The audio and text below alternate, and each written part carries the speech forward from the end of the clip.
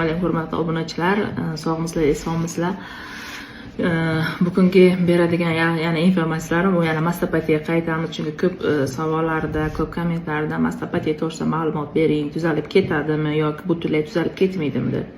Endi mastopatiya degan kasallik bu gormonal buzilish bilasizlar. Bu butunlay tuzalib ketadi ham deya olmayman, ketmaydi ham deya olmayman. Sababi siz organizmni qanchalik darajada sevishingiz, ovqatini berishingiz, o'zingizni psixoemotsional holatingiz, bular hammasi bu sizni mana shu tuzalib ketadi yoki ketmaydi degan savollarga javob bo'ladi.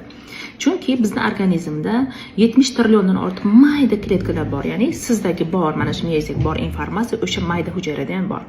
Faqat bularni kerakli o'zini ovqati bor. Mana masalan, sink kerak, yod kerak, kalsiy kerak, kaliy kerak, magniy kerak. Nima deydi? Mana shu yuqorida aytib, yana 41 qancha, shunga men hozir esimga kelganini aytib o'tayman.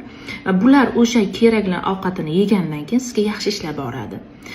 Biz bo'lsa masalan ovqatlanishimiz davomida hamma narsa yeyishimiz mumkin. Bu qorin to'ydi hisobga o'tib ketadi. Shuning uchun yoki siz shunaqa zo'r ovqatlanish tipini qilishingiz kerak, o'zingiz hech qanaqangi stresslarga bermasligingiz kerak va yuragingizda o'sha ziqlik bo'lmasligi kerak. Mana shu holatda mastopatiya sizdan tezroq ketadi. Shuning uchun agar sizda bu shaxsiy hayotingizdagi qanaqadir muammolar bo'lib, yana uni ustiga siz yeydigan ovqatingizda kaloriya bo'lmasa, sizda mastopatiya foni uzoqroq davom etadi. Shunga qarab turib mastopatiya yo ketadi, yo ketmaydi degan fikrni men ayta olaman.